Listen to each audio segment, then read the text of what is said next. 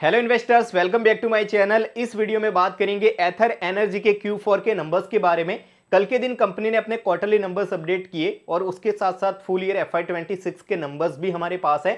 और कल के दिन इनका कॉन कॉल भी हुआ था, तो उसके भी की इनसाइट्स हमारे पास आ चुके हैं। तो सब कुछ इस वीडियो में डिस्कस करेंगे। कॉन कॉल इनका बहुत लंबा कॉन कॉल हुआ था। मैं एक्चुअल में अटेंड नहीं कर पाया था, लेकिन उसके बाद रिकॉर्डिंग्स मैंने जो है वो सुने हैं और की इनसाइट्स हम इस वीडियो में डिस्कस करने वाले हैं।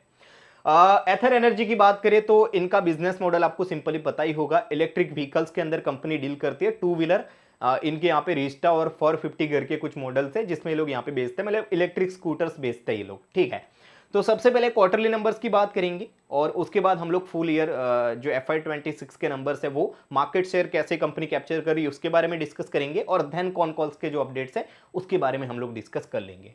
तो Q4 के अंदर कंपनी ने कितने स्कूटर्स बेचे हैं, तो टोटल यहाँ पे 83 के स्कूटर्स बेचे हैं, जो कि ईयर ऑन ईयर बेस पर यहाँ पे 76% की ग्रोथ यहाँ पे रजिस्टर्ड की है कंपनी ने। और क्वार्टर ऑन क्वार्टर बेस पर भी बहुत इमेंस ग्रोथ है 23% की। तो आप लोगों को पता है इलेक्ट्रिक स्कूटर्स के अंदर पिछले कुछ टाइम 2-3 क्वार्टर से बहुत अच्छी ग्रोथ थी है, मतलब उससे पहले ग्रोथ नहीं थी, लेकिन 2-3 क्वार्टर से बहुत अच्छी ग्रोथ है। आप बजाज का चेतक देखो, उसके अलावा टीवीएस का iQube है, अब तो हीरो मोटोकॉर्प भी आ चुके हैं इसमें। और इवन के ये जो अपना ओला है, ओला का तो टोटली बिजनेस खराब हो चुका है, लेकिन ये लोग भी पिछले 2-3 क्वार्टर से जो है वो इंप्रूवमेंट अच्छा कर रहे हैं।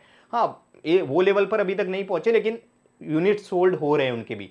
तो बहुत अच्छी ग्रोथ है टू व्हीलर इलेक्ट्रिक व्हीकल्स के अंदर। और ये टोटली जो शिफ्ट आ रहा है पेट्रोल और डीजल व्हीकल्स को छोड़ के जो ईवी व्हीकल्स यहाँ पे मतलब पूरा शिफ्ट हो रहा है, उसमें सबसे पहला जो तेजी से ग्रो हो रहा है वो है टू व्हीलर मार्केट। और उसका आप लोगों को झलक दिख भी रहा है भाई। और ये कंपनी का कहना है कि ये तो ग्रोथ कुछ भी नहीं है, हम लोगों को इससे ज्यादा एक्सपेक्टेशन है आगे आने वाले टाइम में। ठीक है, तो बहुत अच्छी ग्रोथ है क्वार्टर ऑन क्वार्टर बेस पर। यहाँ पे इन्होंने 83 के यूनिट्स बेचे ओनली Q4 के अंदर। और इन्होंने मार्च के अंदर सबसे हाईएस्ट कुछ यहाँ पे 35 के या फिर कुछ 36 के यूनिट्स बेचे, जो कि इनका हाईएस्ट 1 मंथली रजिस्ट्रेशन है।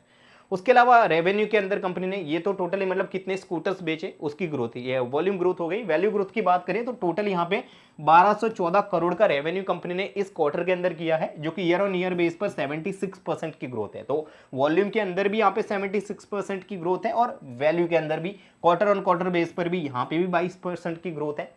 बहुत अच्छे नंबर्स है भाई। यहाँ पे ग्रोथ के अंदर तो कंपनी ने बिल्कुल भी डिसअपॉइंट नहीं किया है, बहुत तेजी से ग्रो हो रहे हैं। और टीवीएस और बजाज को बहुत अच्छे से ये लोग जो है वो टक्कर दे रहे हैं और हाई क्वालिटी इनके व्हीकल्स होते हैं। बहुत अच्छे से यहाँ पे ग्रोथ इन्होंने रेवेन्यू के अंदर रजिस्टर्ड किया, लेकिन उसके अलावा यहाँ पे ग्रॉस मार्जिन में भी बहुत अच्छा इंप्रूवमेंट है।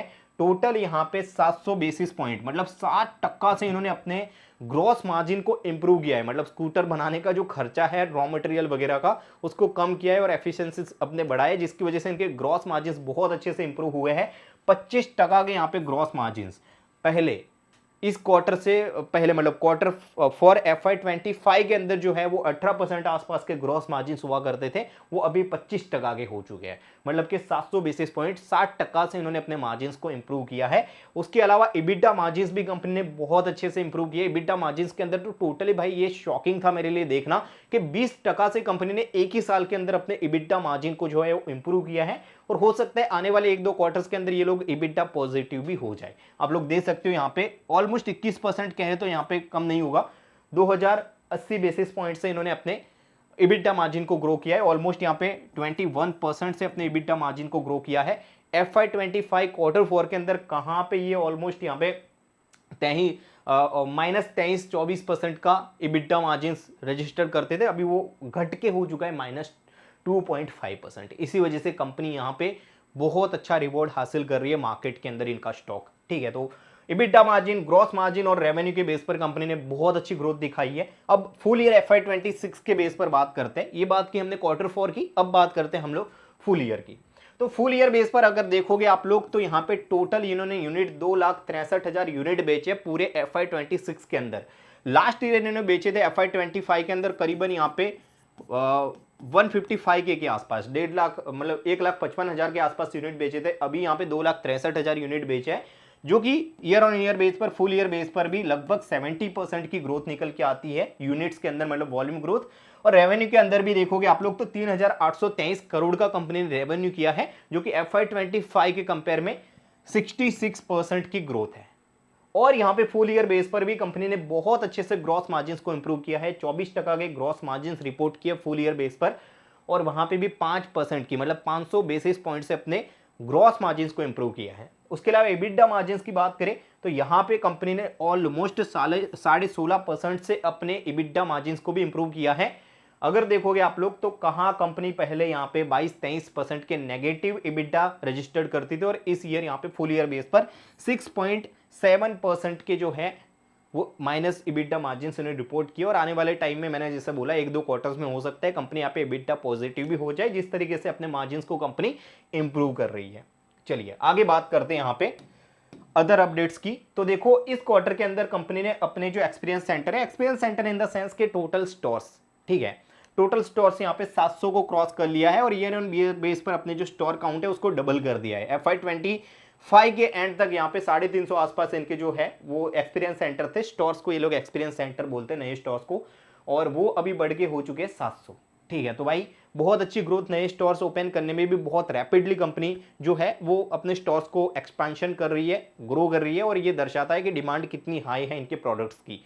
सर्विस सेंटर भी कंपनी ने 2x से ग्रो किया है, 548 service centre all over India इनके हो चुके हैं, और इनका प्रेजेंस यहाँ पे 500 सिटी के अंदर अवेलेबल है, मतलब 500 सिटी में इनके सर्विस सेंटर और इनके नए स्टोर ओपन हो चुके हैं। ठीक है, प्रोडक्ट एंड ब्रांड की अगर बात करें तो इस क्वार्टर के अंदर ये लोग नंबर 1 सर्च ईवी ब्रांड रहे हैं। मतलब किसी को भी अगर किसी बंदे को अगर ईवी लेना है या फिर टू व्हीलर लेना है तो सबसे पहले एथर के बारे में सर्च करता है, या फिर एथर के बारे में उसको इंटरनेट पर सबसे पहले जानने को मिलता है। इतना ज़्यादा इनका मार्केटिंग भी स्ट्रॉन्ग है। ठीक है, चार्जिंग स्टेशन, ये लोग चार्जिंग स्टेशंस भी इन्होंने बनाना स्टार्ट किया था। सबसे पहले बेंगलोर से बनाना स्टार्ट किया था, उसके बाद हैदराबाद, मुंबई, और अभी तो ऑल ओवर इंडिया में इनके 6000 से भी ज़्यादा का चार्जिंग इंफ्रास्ट्रक्चर यहाँ पे बिल्ड हो चुका है। FY25 के अंदर इन्होंने 1143 नए चार्जिंग पॉइंट्स जो है वो ऐड किए, तो बहुत अच्छे से ये लोग अपना चार्जिंग इंफ्रा भी, मतलब टोटली ईवी का, टू व्हीलर का सॉल्यूशन ये लोग दे रहे हैं। ठीक है, तो नए स्टोर्स कितने ओपन किए, ऑलमोस्ट यहाँ पे 350, डबल कर दिया अपने स्टोर एक्सपेंशन को, सर्विस सेंटर को भी डबल कर दिया एक ईयर के अंदर। उसके अलावा यहाँ पे नए प्रोडक्ट्स भी इन्होंने लॉन्च किए, 450 सीरीज और रिस्टा के हाई रेंज वाले। ठीक है, नंबर 1 ईवी ब्रांड बन के निकले Q4 के अंदर। और उसके अलावा ये लोग अपना नया फैक्ट्री लॉन्च कर रहे हैं 3.0 फैक्ट्री करके।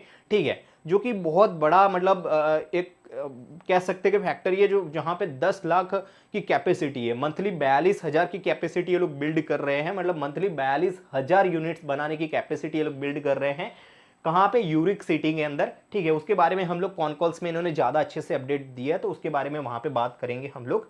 ठीक है, बाकी अगर बात करें यहाँ से तो मार्केट शेयर कैसे कैप्चर किया है कंपनी ने। ठीक है, तो मार्केट शेयर के बारे में बात करें तो ऑल ओवर इंडिया में कंपनी ने 18.6% से अपने मार्केट शेयर को गेन किया है। मतलब पहले यहाँ पे Q1 FY25 के अंदर 7.6 का यहाँ पे मार्केट शेयर था, जो बढ़ के हम यहाँ पे 18.6% हो चुका है। इसको इस तरीके से आप समझ सकते हो कि पहले अगर 100 स्कूटर पूरे इंडिया में बिकते थे इलेक्ट्रिक, तो उसमें से 7 या फिर 8 जो है वो हुआ करते थे एथर के, लेकिन एज ऑफ नाउ सिर्फ और सिर्फ 1-1.5 साल में वो आंकड़ा पहुंच चुका है ऑलमोस्ट 19 के तरफ। ठीक है, मतलब पहले 7-8 बिकते थे, अभी इनके यहाँ पे ऑल ओवर इंडिया में 100 इलेक्ट्रिक व्हीकल्स बिकते हैं, तो उनमें से यहाँ पे 19 इनके होते हैं ऑलमोस्ट। ठीक है, उसके अलावा नॉर्थ इंडिया में भी, दिल्ली वगैरह में भी इन्होंने बहुत अच्छे से अपने मार्केट शेयर को कैप्चर किया है। 3.8% का जो है वो FY25 क्वार्टर 1 के अंदर मार्केट शेयर था, अभी कितना हो चुका है 12.1% से, कितने परसेंट से इंप्रूव किया है यहाँ पे, तो 8.3% से मार्केट को कैप्चर किया है नॉर्थ इंडिया के अंदर। मिडल इंडिया के अंदर 4.1% से सीधा यहाँ पे 17% आसपास, 13% से ग्रो किया यहाँ पे भी मार्केट शेयर को। साउथ के अंदर 13% का मार्केट शेयर सीधा इनका यहाँ पे हो चुका है 23.5 का, 10% से यहाँ पे 10.5% से इंप्रूव किया है। तो इतने तेजी से कोई कंपनी जब मार्केट शेयर कैप्चर करते हैं ना, मार्केट को बहुत पसंद आता है, मार्केट इसकी वजह से इनको रिवॉर्ड भी कर रहा है, और ये दर्शाता है कि कंपनी की एफिशिएंसी कितनी ज्यादा है और डिमांड कितनी हाई है, और इनकी प्रोडक्ट की क्वालिटी कितनी अच्छी है कि इतनी ज्यादा यहाँ पे इन लोगों को जो है वो कॉन्फिडेंस मिल रहा है और इतनी तेजी से इनका मार्केट शेयर ग्रो हो रहा है। ठीक है, उसके अलावा अदर स्टेट्स की बात करें तो देखो यहाँ पे पंजाब के अंदर भी इनका जो है वो 11 लगभग 12% का यहाँ पे मार्केट शेयर हो चुका है, जो कि 10% से यहाँ पे इंप्रूव हुआ है, 1.9% था। हिमाचल के अंदर भी यहाँ पे देख सकते हो। ठीक है, उसके अलावा उत्तर प्रदेश में भी यहाँ पे 7 पॉइंट से अपने मार्केट शेयर को इंक्रीज किया है। बिहार के अंदर, राजस्थान के अंदर, उसके अलावा ओडिशा के अंदर 8 पॉइंट का कुछ इनका मार्केट शेयर था, वो डबल होके 16% का हो चुका है। तो ऑल ओवर मार्केट शेयर बहुत तेजी से कैप्चर कर रहा है ये कंपनी, ये बहुत अच्छी बात है। तो ऑल ओवर नंबर्स के बारे में बात हो गई, नंबर्स बहुत एक्सीलेंट है, सॉलिड नंबर है भाई, बहुत अच्छी ग्रोथ है, मार्केट शेयर इतने तेजी से कैप्चर किया कंपनी ने, और आसान नहीं है इनके लिए। टीवीएस, बजाज, वो सबको ये पीछे छोड़ के अपने मार्केट शेयर को आगे बढ़ा रहा है भाई, इंसेंट। ठीक है, बहुत अच्छी ग्रोथ। अब कौन कॉल की बात करते हैं, तो कौन कॉल में यहां पे इन्होंने सबसे पहले बताया कि इनका ज्यादा फोकस होने वाला है मिडल इंडिया के ऊपर, जिसमें आते हैं छत्तीसगढ़, महाराष्ट्र, गुजरात, गोवा वगैरह, ये सारे स्टेट आते हैं, और वहां पे इनका फोकस ज्यादा होने वाला है राजस्थान वगैरह में, क्योंकि वहां पे इनको बहुत अच्छा जो है वो रिस्पांस मिल रहा है, और वो मार्केट इनको ज्यादा जो है वो पेनिट्रेशन लग रहा है वहां पे ग्रोथ का। उसके अलावा अगर बात करें तो इनको इतना कॉन्फिडेंस है कि साउथ के अंदर जहां पे इनका सबसे बड़ा मार्केट शेयर है लगभग 24% का, 23-24% का, ये लोग कह रहे हैं कि आने वाले टाइम में हम लोग मिडल इंडिया में भी 25% तक, मतलब वही 23-25% तक यहाँ पे जो है वो अपने मार्केट शेयर को लेके चले जा सकते हैं। अभी 17% आसपास का इनका मिडल इंडिया में जो है वो ग्रोथ है, और इसी वजह से ये लोग कह रहे हैं कि मिडल इंडिया में हमने सबसे ज्यादा स्टोर जो नए ओपन किए, उसमें सबसे ज्यादा स्टोर हमने मिडल इंडिया में ओपन किया है, लगभग अपने स्टोर एक्सपांशन को जो है वो 125 पॉइंट से बढ़ाया है। तो मिडल इंडिया में कंपनी को बहुत अच्छी ग्रोथ जो है वो एक्सपीरियंस हो रही है। चैलेंज इस कंपनी के लिए है थोड़े से, as you all know, auto industry के लिए इतना आसान है नहीं, क्योंकि वॉर की वजह से एल्यूमिनियम, कॉपर, उसके अलावा जो रॉ मटेरियल्स यूज होते हैं ऑटोमोबाइल्स के अंदर, उसके प्राइजेस काफ़ी हाइक हो चुके हैं। तो कंपनी का कहना ये है कि जो सप्लाई चेन का डिस्ट्रप्शन हुआ है, रेयर अर्थ मैग्नेट का डिस्ट्रप्शन हुआ है, उसके अलावा इनके जो मेमोरी यूज होते हैं इनके स्कूटर्स के अंदर, रैम वगैरह, उसके प्राइजेस काफ़ी ज़्यादा बढ़ चुके हैं। उसके अलावा यहाँ पे जो है वो लिथियम आयन बैटरी जो है उसके प्राइजेस जो बहुत ज़्यादा बढ़े, तो इन वजह से ये कंपनी का कहना है कि शॉर्ट टर्म में मार्जिन्स के ऊपर प्रेशर आ सकते हैं। लेकिन हमने ये सारी, मतलब ये लोगों का कहना है कि हमारा जिस तरीके का बिजनेस है, ये सारी चीज़ें हमको फेस करनी पड़ेगी, ये हमारा पार्ट है बिजनेस का, और इसके साथ हम डील कर लेंगे। और ये लोग कह रहे हैं कि हमने इसके साथ डील करने के लिए क्या कुछ किया है, तो हमने कुछ प्री बाइंग किया था, उसका हमको बेनिफिट मिला है। उसके अलावा हमने सोर्सिंग में थोड़ी सी स्ट्रेटेजी अपनी इंप्रूव किए हैं, इन्वेंटरी में यहाँ पे अच्छे से प्लानिंग कर रहे हैं, जिसकी वजह से जो है प्री बाइंग वगैरह करेंगे तो इन्वेंटरी अच्छे से मैनेज करेंगे, तो फिर हमको जो अनसर्टनिटीज है प्राइजेस की, उससे थोड़ा सा मतलब रिलीफ मिलेगा। उसके अलावा ये लोग कह रहे हैं हमारा एक डेडिकेटेड टीम भी है, जो कि अल्टरनेटिव टेक्नोलॉजीज, मतलब जो ये रॉ अर्थ मैग्नेट है, उसके अलावा रैम वगैरह का कम यूज हो और अल्टरनेटिव टेक्नोलॉजी से स्कूटर में और अच्छे सॉफ्टवेयर वगैरह दे, उसके ऊपर काम कर रहे हैं। और उसके अलावा नए डिजाइन के ऊपर काम कर रहे हैं, जैसे एल्यूमिनियम इनके स्कूटर में ज़्यादा यूज होते हैं, तो इनका नया यहाँ पे EL प्लेटफॉर्म जो आया है, नए मॉडल्स होंगे, उसमें एल्यूमिनियम को ये लोग जो है वो रिप्लेस करेंगे स्टील के साथ, क्वालिटी वही रहेगी, ठीक है, अल्टरनेटिव जो है वो डिज़ाइन होंगे, जिसकी वजह से यहाँ पे क्वालिटी वही रहेगी, एल्यूमिनियम की जगह यहाँ पे स्टील यूज होगा, तो वहाँ पे कॉस्ट भी कम होगा, और मतलब प्राइजेस जो हाइक हो रहे हैं ये सारे मेटल्स के, कमोडिटीज़ के, उससे भी कंपनी बच पाएगी, ठीक है। उसके अलावा अगर बात करें यहाँ से, तो हाँ, कंपनी का कहना है कि हम ये सारी चीज़ों को मिटिगेट करने की कोशिश कर रहे हैं, लेकिन इसको टोटली मिटिगेट करना थोड़ा सा पॉसिबल नहीं है कि सारे हम जो प्राइजेस हाइक हुए कमोडिटीज से, उससे हम बिल्कुल बच जाएंगे, वो तो पॉसिबल है ही नहीं, और ये प्रैक्टिकल बात है। तो कंपनी का कहना है कि ये एक्सट्रीमली वॉलेटाइल मैक्रोज है, ठीक है, शॉर्ट टर्म में ये पैन जरूर रहेगा, ठीक है, और इसी वजह से हम लोग जो है वो प्राइस हाइक करके या फिर एसेसरीज और सॉफ्टवेयर के ऊपर वर्क करके, ठीक है, सबके ऊपर वर्क करके हम जो है वो मार्जिन ज़्यादा हमारे प्रेशराइज ना हो उसके ऊपर काम करेंगे। प्राइस हाइक भी ये लोग कह रहे हैं कि 4,000 का प्राइस हाइक तो पिछले 2-3 महीने में ही हो चुका है, अभी और भी करेंगे ये लोग कह रहे हैं आने वाले 2-3 महीने में, लेकिन एकदम से तो नहीं कर सकते भाई, क्योंकि एल्यूमिनियम के प्राइजेस तो 40-50% से ऊपर चले गए, ठीक है, तो अचानक से तो ये इतना प्राइस हाइक नहीं कर पाएंगे। लेकिन कंपनी का कहना है कि थोड़ा प्रेशर आएगा, लेकिन हम लोग ट्राई कर रहे हैं कम से कम प्रेशर हमारे मार्जिन्स के ऊपर आए, ठीक है। लेकिन ये लोग कह रहे हैं कि होपफुली जो कमोडिटीज के प्राइजेस है वो नेचुरल लेवल पर आ जाते हैं, ऐसे वॉर वगैरह सिचुएशन में ऊपर जाते हैं, लेकिन आ जाते हैं, तो होपफुली इनको भी उम्मीद है कि आ जाएंगे, तो फिर तो कोई इश्यू रहेगा ही नहीं, ठीक है। बाकी ये सारा जो चीज़ है, ये लोग कह रहे हैं जो सारे चैलेंजेस हैं वो हमको हमेशा जो है वो ज़्यादा स्ट्रॉन्ग करके ही बाहर निकालते हैं, ठीक है, मतलब हमको हमेशा, इससे पहले भी जो इंसेंटिव वगैरह का इश्यू हुआ था, जिसकी वजह से इनके मार्जिन्स के ऊपर इफेक्ट हुआ था, तो इनका कहना है कि ये सारी चीज़ों से हम पहले भी डील किए हैं और ये सारी चीज़ें हमको ज़्यादा स्ट्रॉन्ग बना के ही निकालती है, ये सारी प्रॉब्लम से डील करने के दौरान हम ज़्यादा स्ट्रॉन्ग ही बनते हैं। तो ये पॉजिटिव साइड भी कंपनी के मैनेजमेंट ने बोली है, ठीक है। बाकी अब यहाँ पे एक इम्पॉर्टेंट जो है वो चीज़ इन्होंने डिस्कस की है, जो कंपनी के फ्यूचर ग्रोथ को लेके बहुत इंपॉर्टेंट चीज़ है, इन्होंने यहाँ पे अपना नया प्लेटफॉर्म लॉन्च किया है ईएल, मतलब नए मॉडल्स इन्होंने लॉन्च किए। ये ईएल कोई यहाँ पे स्कूटर का नाम नहीं है, ये बॉडी स्ट्रक्चर है जिसके ऊपर ये लोग जो है वो नए मॉडल्स बनाने वाले हैं। अब ये मार्केट को समझिए आप, ठीक है। ईएल जो है वो ये लोग टारगेट कर रहे हैं मास सेगमेंट को। अभी ये जो ईवी है ना, टू व्हीलर, वो ये जो मतलब ये जो 4 सेगमेंट है ना, उसको इंपॉर्टेंट आप समझ लीजिए, इंपॉर्टेंट मैं समझा दूंगा, बहुत इंपॉर्टेंट है। ये 4 सेगमेंट में जो है वो पूरी इंडस्ट्री डिवाइड है, कस्टमर्स मतलब डिवाइड है। एक यहाँ पे मॉडल है एंट्री लेवल का, जो कि 1 लाख से नीचे वाले जो स्कूटर्स होते हैं वो मार्केट में 15 से 20% का जो है वो मार्केट शेयर है, ठीक है। उसके अलावा जो है वो मास सेगमेंट जो है वो सबसे बड़ा मार्केट शेयर है, जहां पे 1 लाख से 1.25 लाख के जो स्कूटर्स हैं वो मास सेगमेंट में आते हैं, और वहां पे ऑलमोस्ट 45 से 50% का मार्केट शेयर है ईवी का, ठीक है। और ये कंपनी यहीं पे लैग कर रही थी, ये लोगों का यहाँ पे कोई मॉडल ही नहीं है, ठीक है। और उसके अलावा यहाँ पे मास प्रीमियम और यहाँ से प्रीमियम सेगमेंट, तो कंपनी का कहना था कि इनका जो यहाँ पे मॉडल्स है वो हायर रेंज में ज़्यादा है, और अभी तक ये मतलब ये मास प्रीमियम वगैरह में ज़्यादा डील कर रहे थे।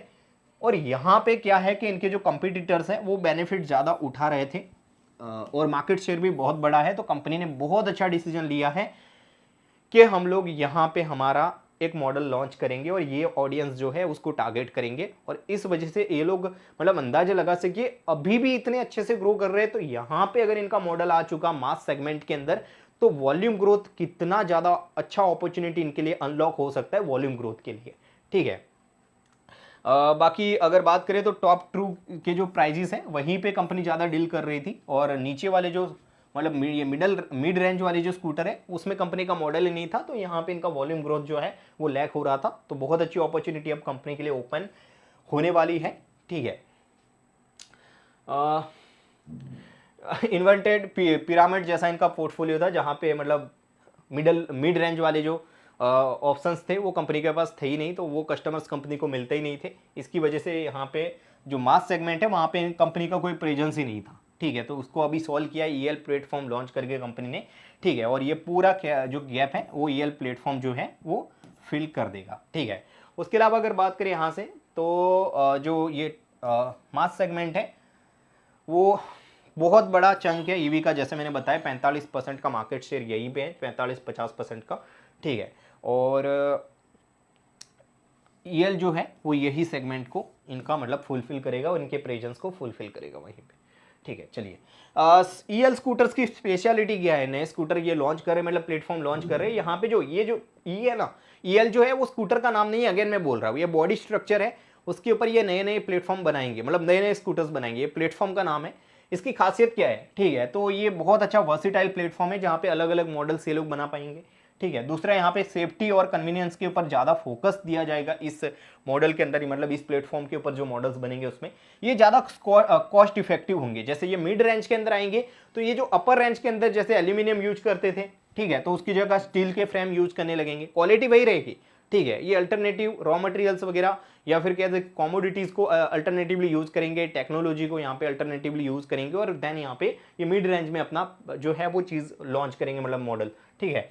ये इनका मतलब ये जो है इसके प्लेटफॉर्म में चार्जर भी बहुत छोटा होगा, तो कन्वीनियंस होगा लोगों के लिए जो है वो यूज़ करना। ब्रेकिंग सिस्टम एकदम नया ब्रेकिंग सिस्टम होगा जो कि एबीएस वगैरह को भी सपोर्ट करेगा, ठीक है। उसके अलावा अगर बात करें यहाँ से, तो ये जो है ना ईएल सिर्फ और सिर्फ मिड रेंज वाले प्रोडक्ट को ही टारगेट नहीं करेगा, ठीक है। ईएल प्लेटफॉर्म के ऊपर ये जो हायर रेंज वाले प्रोडक्ट है उसको भी बना पाएंगे, और यहाँ पे कंपनी का कहना है, ठीक है, कि ये हमारे लिए वॉल्यूम भी अनलॉक करेगा, मार्जिन्स भी इंप्रूव करेगा। मार्जिन्स कैसे इंप्रूव करेगा, तो जो सैम प्लेटफॉर्म है जो कि लोअर रेंज के मतलब बॉडी स्ट्रक्चर जो है वो लोअर रेंज के लिए जो यूज होगा, वही बॉडी स्ट्रक्चर के ऊपर हम जो हायर लेवल के सेगमेंट वाले जो स्कूटर है वही उसके ऊपर ही बना पाएंगे।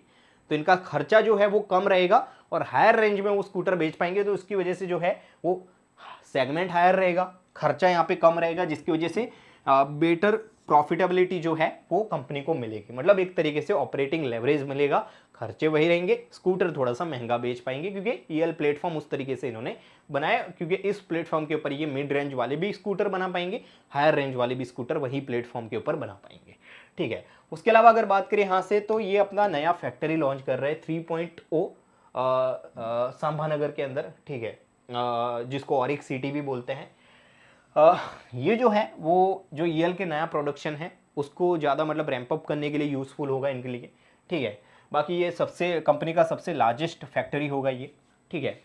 ये यूनिट इकोनॉमी भी इम्प्रूव करेगा कंपनी का, मतलब एक यूनिट को बनाने में जो खर्चा है उसको भी कम करने में कंपनी की हेल्प करेगा, ठीक है। बाकी बैकवर्ड इंटीग्रेशन भी इस कंपनी में होगा, जिसकी वजह से जो है वो कंपनी को जो एक्सटर्नल रिस्क है उससे भी थोड़ी सी राहत मिलेगी। जैसे इसमें प्रॉपर सॉल्यूशन होगा इस फैक्ट्री के अंदर, बैटरी पैक भी असेंबली होगी वहाँ पे, ट्रांसमिशन भी वहीं पे असेंबल होंगे, पेंटिंग और इलेक्ट्रॉनिक्स भी वहीं पे अंदर ही असेंबल हो जाएंगे, ठीक है। बाकी सप्लाई चेन भी इनकी इंप्रूव होगी, क्योंकि इनका कहना है दोस्तों कि हमारा जो लार्जेस्ट एंड जो एक्टिव मतलब जो मतलब इनका क्या, वो तो आगे बात करते हैं, मिडल इंडिया इनका सबसे बड़ा मार्केट शेयर है, तो इनको मतलब लॉजिस्टिक वगैरह में भी इंप्रूवमेंट होगा, क्योंकि ये कहाँ पे फैक्ट्री खोल रहे हैं, संभाजी नगर के अंदर, ठीक है। कहाँ पे है, महाराष्ट्र के अंदर, ठीक है। तो कंपनी का कहना है कि मिडल इंडिया में जो है वो सप्लाई करने के लिए स्कूटर वगैरह हमको ज़्यादा खर्चा होगा नहीं, ठीक है। और हमारा आने वाले टाइम में सबसे बड़ा ग्रोथ मिडल इंडिया से ही आने वाला है, चाहे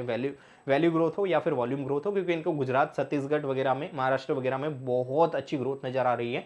तो इनका कहना है कि हमको इसकी वजह से जो है वो लॉजिस्टिक कॉस्ट के अंदर भी यहाँ पे राहत पहुँचेगी, रिलीफ पहुँचेगा, ठीक है। और इसके अलावा हाँ, ये चीज़ को मैं भूल गया कि ये जो संभाजी नगर है ना, वो सबसे बड़ा लार्ज एंड एक्टिव सप्लायर है, OEMs वगैरह वहाँ पे बहुत ज़्यादा है, स्पेशली EV OEMs का एक जियोग्राफी बन चुका है। तो कंपनी को कह रही है कि हमको सप्लाई चेन, लॉजिस्टिक्स वगैरह में बहुत ज़्यादा बचत होगी, जिसकी वजह से जो है वो कंपनी के मार्जिन भी बहुत अच्छे इंप्रूव होंगे।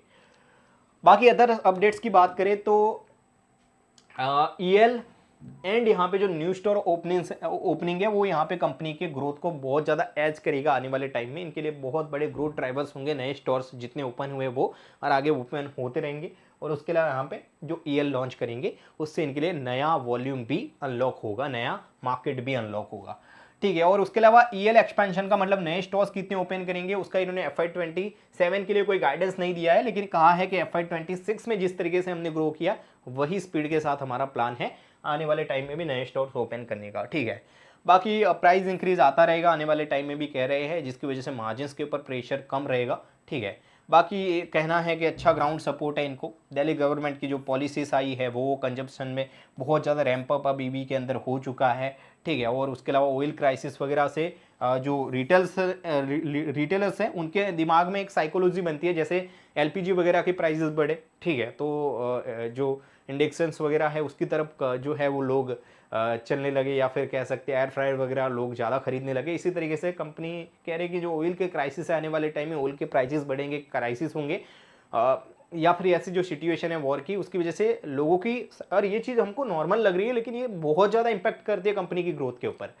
ऑयल के प्राइजेस की वजह से लोगों की साइकी जो है वो चेंज होगी और इलेक्ट्रिक व्हीकल्स की तरफ जो कंपनी का मतलब लोगों का रवैया है वो ज़्यादा मतलब इंक्रीज होगा, ठीक है। क्योंकि एक तो देखो अभी जो यंग जनरेशन है, जेनजी है, वो वेदर को लेके भी बहुत ज़्यादा मतलब सेंसिटिव रहता है, तो उनका ऐसा भी रहता है कि भाई वेदर के लिए हम कुछ करें, तो इस वजह से हो सकता है कि वो EV खरीद ले। और EV अब एज एन ऑप्शन लोग देख रहे हैं, पहले नहीं देखते थे उसको, एज ए चीप प्रोडक्ट देखते थे, लेकिन अभी ये एथर वगैरह, बजाज चेतक वगैरह, उन्होंने इतने अच्छे से मार्केट के अंदर अपने प्रोडक्ट लॉन्च किए, क्वालिटी को इतना अपर लेवल पर ले गए हैं कि अभी इसको एज ए प्रीमियम प्रोडक्ट भी देखा जाता है और बहुत कन्वीनियंट होता है इनको चलाना ट्रैफिक वगैरह में। तो इस वजह से कंपनी कह रही है ये सारे जो साइकोलॉजीज हैं जिसकी वजह से हमारी जो है वो आने वाले टाइम में डिमांड काफ़ी हाई होगी इलेक्ट्रिक व्हीकल्स के अंदर, और आने वाले टाइम में भी इसी तरीके से कंपनी कह रही है हम लोग वॉल्यूम और वैल्यू ग्रोथ को कंटिन्यू करेंगे, ठीक है। बाकी ओवरऑल नंबर्स बहुत अच्छे हैं, कंपनी ने बहुत अच्छे से चीज़ों को डिलीवर किया है।